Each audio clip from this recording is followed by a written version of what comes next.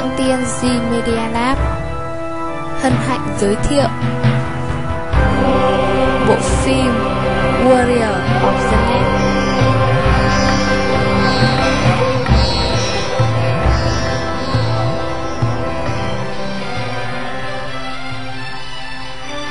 Các bạn có thể thấy đây là gói tin TCP.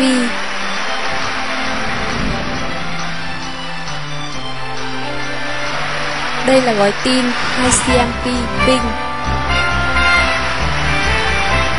Đây là gói tin UDP. Router.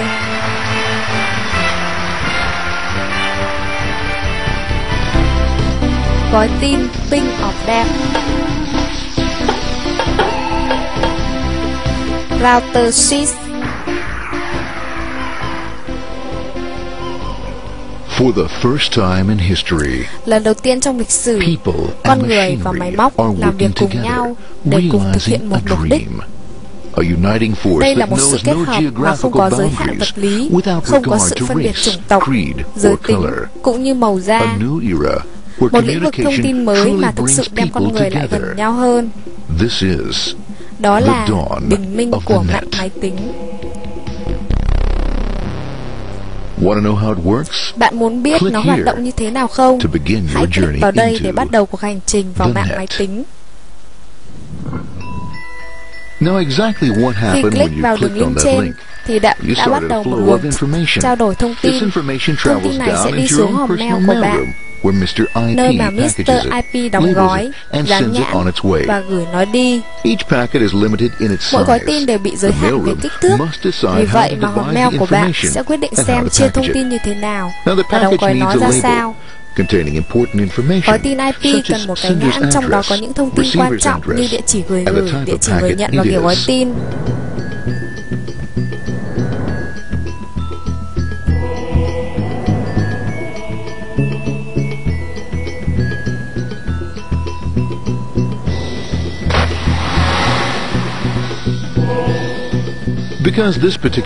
Ngoài ra, vì đây là gói tin đi ra ngoài mạng Internet, nên nó có một địa chỉ cho proxy server, máy chủ có chức năng đặc biệt mà ta sẽ xem xét sau đây. Gói tin bây giờ sẽ đi vào mạng LAN của chúng ta. Mạng LAN thường dùng để kết nối những máy tính cục bộ, router, máy in, sao cho thông tin có thể trao đổi bên trong một tòa nhà. Giao thông trong mạng LAN thì không được kiểm soát chặt chẽ và có thể xảy ra tai nạn bất cứ lúc nào.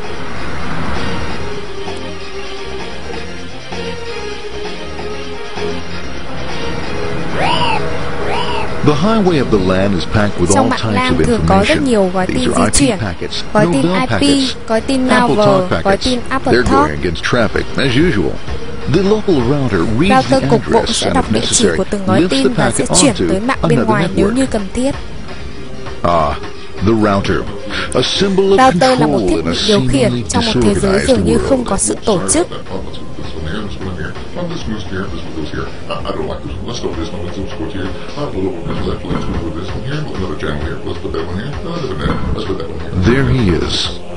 Router hoạt động một cách nguyên tắc, bất chấp, bài bản, bảo thủ và đôi khi không thật sự nhanh nhẹn.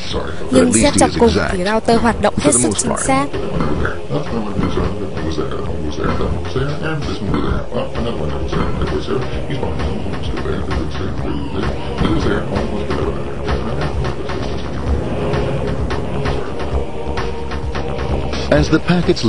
Khi mà gói tin rời khỏi router, chúng sẽ tới mạng Internet và hướng tới router switch. Một loại router hoạt động hiệu quả hơn router bình thường. Nó sẽ hướng gói tin IP đi đúng đường mà nó nên đi. Vâng, bạn có thể thấy nó rất giống với trò chơi pinball ở trên máy vi tính.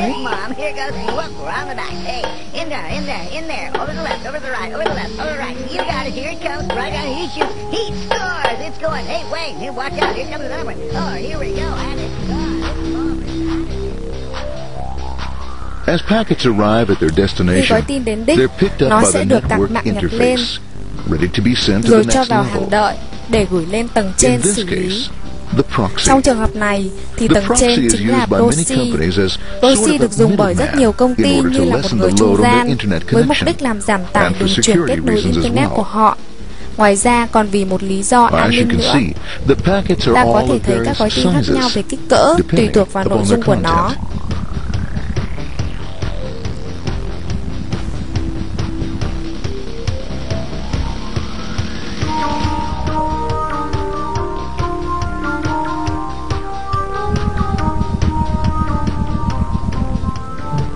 The proxy opens the packet and looks for the web address or URL. Depending upon whether the address is acceptable, the packet is sent on to the Internet. Bạn có thể thấy cái nhãn màu đỏ đã bị bỏ đi. There are, however, some addresses which do not meet with the approval of the proxy. That is to say, corporate or management guidelines. These are summarily dealt with. Gói tin này sẽ bị hủy bỏ. We'll have none of that. For those who make it, it's on the road Còn những gói again. tin hợp lệ sẽ tiếp tục con đường của mình.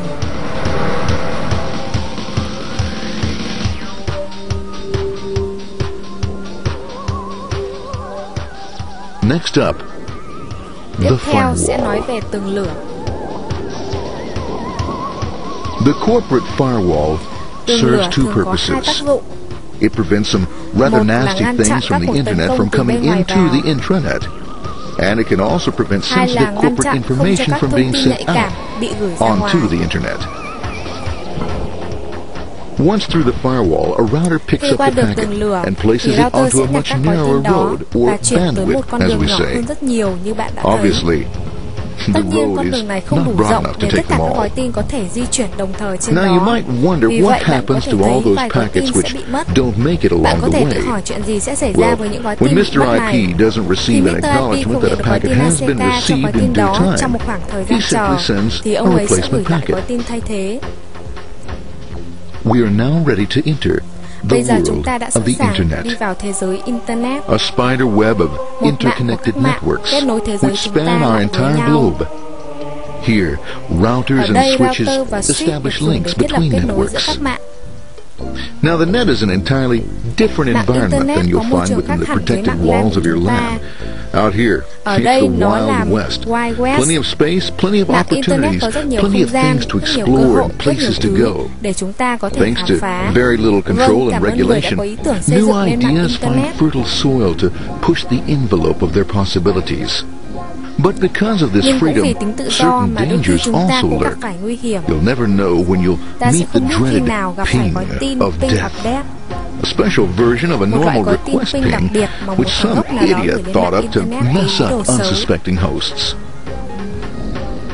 The paths our packets take Các gói tin có may thể đi be qua via vệ tinh, satellite, telephone qua đường lines, điện thoại, wireless, or even qua transoceanic sóng cable. radio, They hoặc don't thậm always chí take the qua fastest qua or các đường cáp shortest dưới routes lòng đại possible, dương. Chúng không but phải lúc they nào will cũng đi get theo con there. đường ngắn nhất, nhanh nhất, mà chỉ Eventually. là sao cho có thể tới Maybe mục đích.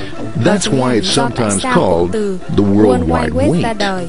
But when everything is Nhưng working khi mọi thứ smoothly, hoạt động suôn you sẻ, can thì ta circumvent có the thể lướt globe web 5 Google times với một over cái giá at rẻ the hơn rất drop nhiều of a so với hat, giá gọi điện thoại literally, đơn giản. and all for the cost of a local call or less. Near the end of our destination, Khi gần we'll tới đích, find ta sẽ gặp another một bức tường lửa firewall. thứ hai. Depending upon your perspective as a data Tường lửa packet, có thể coi như the một pháo đài firewall bảo could be a mật bastion of hay là sự security khiếp đảm của or kẻ a xấu. dreaded adversary. It all Điều này depends thì on còn which phải tùy side thuộc vào you're bạn on là and nhà what bảo your mật hay intentions là nhà are. hacker. The firewall is designed to let Tường lửa được in thiết only kế để those chỉ cho packets phép that meet its những gói tin criteria. hợp lệ đi qua. This firewall Ví is dụ ở operating đây, on ports tường lửa 80 chỉ mở and cổng 25. 80 và cổng 25. All attempts to enter through Và other vì vậy, ports mọi cố gắng đi vào are các cổng closed khác for sẽ bị chặn business. lại.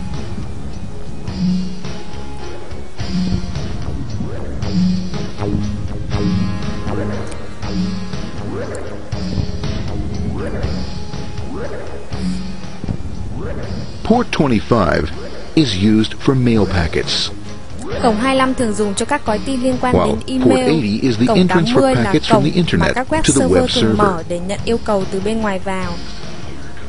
Inside the firewall, Bên trong tường packets lửa, are các screened gói more tin sẽ bị thoroughly. kiểm tra gắt gao hơn. Some packets make it easily through customs, while Others look Nói just a chung là bit tường lửa dubious. không dễ để bị The lừa firewall chút nào. officer is not easily fooled, such as when this ping Ví of dụ death như những gói packet tin ping of death sẽ bị hủy bỏ ngay tries lập to tức. disguise itself as a normal ping packet. It's okay, Noam. It's okay.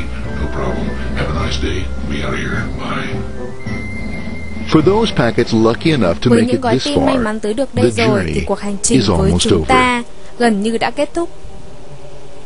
It's just a line up on the Bây giờ interface nó chỉ việc to đi be vào taken hàm đợi up của into web server. the web server.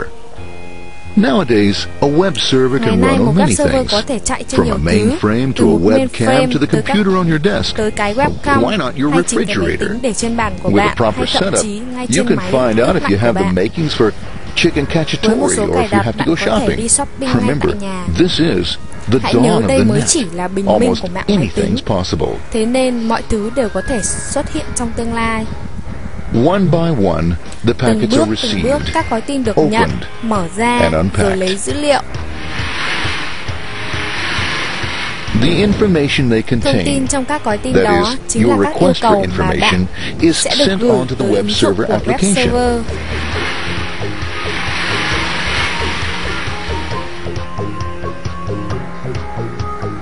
The packet itself Các is hộp đựng gói recycled, tin này sẽ được tái sử dụng ready to be used và again, đổ đầy thông tin and mà bạn filled đã yêu cầu, with your requested information.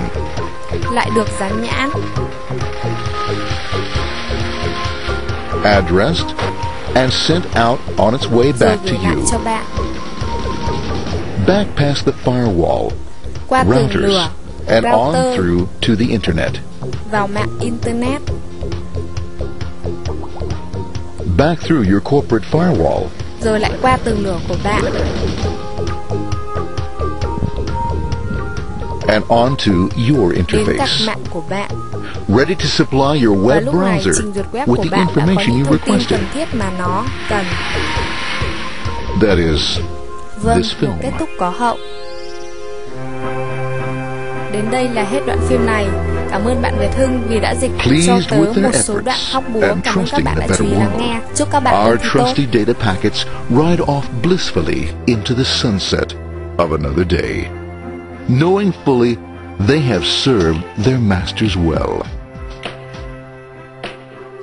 Now isn't that a happy ending?